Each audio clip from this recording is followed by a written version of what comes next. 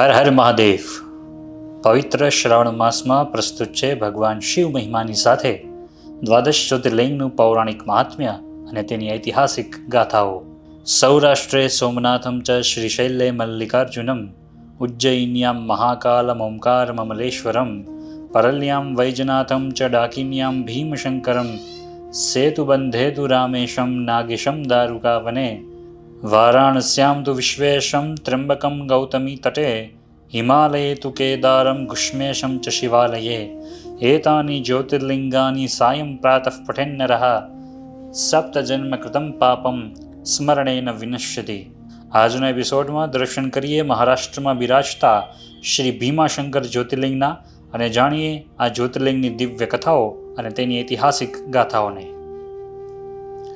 મહારાષ્ટ્રના પુણે જિલ્લામાં ભોરગીરી ગામ પાસે આવેલું શ્રી ભીમાશંકર જ્યોતિર્લિંગ સહ્યાદ્રી પર્વતમાળાના અભયારણ્ય ક્ષેત્રમાં આવેલું છે.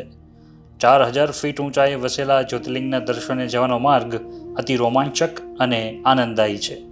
ભીમનાથ જ્યોતિર્લિંગની કથા.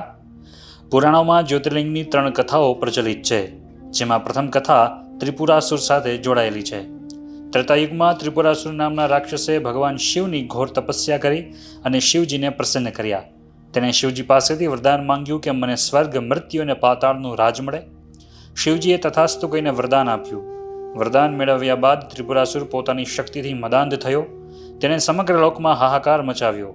દેવતાઓ પણ તેની સામે ટકી ના શક્યા અને તેઓ ભગવાન શિવના શરણે ગયા.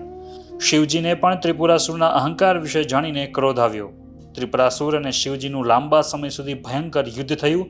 અંતે કાર્તિક પૂર્ણિમા દેવ દિવાળીના દિવસે શિવજીએ પોતાના શસ્ત્રથી ત્રિપુરાસુરનો વધ કર્યો. ભયંકર યુદ્ધથી થાકેલા ભગવાન શિવજી વિશ્રામ કરવા સહ્યાદ્રી પર્વતની ઊંચી જગ્યા પર બેઠા. આ સમયે શિવજીના શરીરમાંથી પરસેવાની સહસ્ર ધારાઓ નીકળીને ભીમરથી નદીના રૂપમાં વહેવા લાગી, જે ભગીરથી અને ભીમા નદી તરીકે પ્રચલિત થઈ. અહીં દેવો અને ભક્તોએ શિવજીને આ જ સ્થળે કાયમી વસવાટ કરવા વિનંતી કરી. શિવજીએ વિનંતીનો સ્વીકાર કર્યો અને શિવજી અહીં જ્યોતિર્લિંગ સ્વરૂપે બિરાજમાન થયા. ત્રિપુરાસુરના વધ બાદ તેની પત્ની ડાકી અને શાકિની બંને મહાદેવના શરણે આવી અને શિવજીએ અભય વચન આપ્યું કે આ ક્ષેત્રમાં તમે નિર્ભય બનીને નિવાસ કરી શકો છો.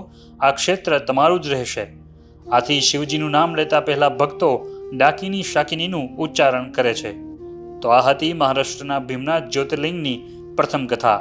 આવતા એપિસોડમાં જાણીએ આ જ્યોતિર્લિંગની અન્ય કથાઓ અને મહાત્મ્યને. હર હર મહાદેવ.